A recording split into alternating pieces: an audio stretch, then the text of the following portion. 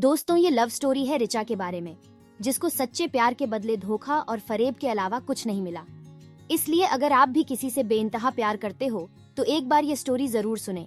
College का पहला दिन था। सभी के सामने नए नए चेहरे थे। सभी लोग इन्हीं नए चेहरों से अपनी पहचान बनाने में लगे थे।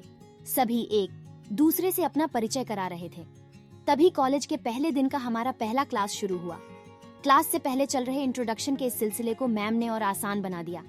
उन्होंने आते ही सबसे पहले सभी को अपना इंट्रोडक्शन सबके सामने देने को कहा। सभी स्टूडेंट एक एक कर अपने बारे में बता ही रहे थे। तभी जैसे ही रिचा ने अपने बारे में कहना शुरू किया, मानो उसी क्लास में बैठे विशाल की आंखें बस उस पर ही टिक गईं। विशाल बड़े ही गौर से रिचा का इंट्रोडक्शन सुनने लगा और उसे एक टक देखने भी। रिचा के बैठ जाने के बाद भी अब विशाल की नजरें तो बस रिचा पर ही टिकी रह गईं। कॉलेज के दूसरे दिन भी जैसे ही विशाल कॉलेज आया, उसकी निगाहें तो मानो बस रिचा को ही ढूंढ रही हो। विशाल ने रिचा से किसी भी तरह किसी भी बहाने से बात करने की बहुत कोशिश की, लेकिन उसे ये मौका ही नहीं मिल पाया। ये सिलसिला काफी दिनों तक चलता रहा। तभी एक दिन कॉलेज में एक असाइनमेंट के लिए एक ग्रुप बनाया गया, जिसमें रिचा और विशाल का नाम एक ही ग्रुप में था। ये सुन विशाल बहुत खुश हो गया। आखिर अब उसे रिचा से दोस्ती करने का मौका जो मिल गया, और वो इस मौके को किसी भी हाल में गंवाना नहीं चाहता था। और हुआ भी ऐसा ही।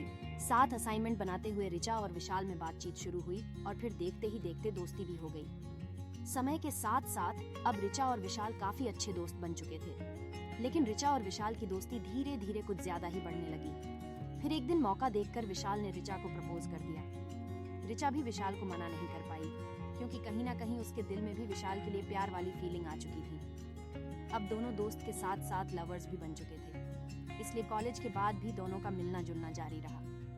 अब तो पूरे क्लास को भी रिचा और विशाल की लव स्टोरी के बारे में मालूम हो गया था। विशाल हमेशा रिचा को महंगे महंगे गिफ्ट देता और रिचा भी प्रोजेक्ट बनाने में विशाल की हेल्प करती। सभी कहते कि रिचा और विशाल एक दूसरे के लिए ही बने हैं, यानी कि ये परफेक्ट कपल है। रिचा भी हमेशा विशाल से शादी के लिए पूछती थी, तो विशाल हमेशा रिचा को भरोसा दिलाता कि अब वो उसके बिना नहीं जी सकता। 3 साल तक तो दोनों का रिलेशन बहुत अच्छा चला, लेकिन कॉलेज के बाद अब रिचा और विशाल का मिलना काफी कम हो गया। रिचा के फोन करने पर भी विशाल ठीक से उससे बात नहीं करता। वो कहता कि वो अपने पापा के बिजनेस में ध्यान दे रहा है। हालांकि रिचा ने अपने घर में भी विशाल के बारे में सब कुछ बताया था, इसलिए उसके घर वाले भी अब उस पर विशाल से शादी का दबाव बनाने लगा। लेकिन अब रिचा अपने घर वालों को भी कोई जवाब नहीं दे पा रही थी। फिर एक दिन रिचा विशाल के पापा के रेस्टोरेंट पर पहुंच गई। वहाँ उस वक्त विशाल नहीं था, तो रिचा ने विशाल के पापा को कहा कि वो विशाल की फ्रेंड है और यहाँ से गुजर रही थी तो यहाँ आ गई। फिर मैंने किसी तरह से उसका नाम जाना और जल्दी विशाल के पापा ने रिचा को बैठाया और वेटर से कुछ खाने पीने की चीजें लाने को कहा। दोनों बैठकर बातें करने लगे कि तभी विशाल के पापा ने कहा कि बेटा तुम आ रही हो ना विशाल की शादी में। ये सुन तो मानो रिचा को अपने कानों पर विश्वास ही नहीं हुआ। उसने फिर से पूछा तो उन्होंने कहा कि हाँ विशाल की शादी है अगले महीने और उसी की तैयारी में लगा है। बहुत खुश है वो, आखिर अपनी पसंद की लड़की से जो शादी कर रहा है। दोनों स्कूल टाइम से ही एक दूसरे को जानते हैं। ये सुन अब रिचा बिल्कुल निशब्द हो गई और वहाँ से निकल पड़ी। घर आकर रिचा सीधे अपने कमरे में गई और खुद को कमरे में बंद कर घंटों रोई। रिचा ने अपने माँ और पापा को इस विषय में बताया तो उन्होंने रिचा को किसी तरह समझाया कि जिंदगी में अब तुम्हें आगे बढ़ना चाहिए और भविष्य के बारे में सोचना चाहिए। जो गुजर गया वो गुजर गया, अब उसके बारे में सोचकर अपनी आगे की जिंदगी खराब मत करो।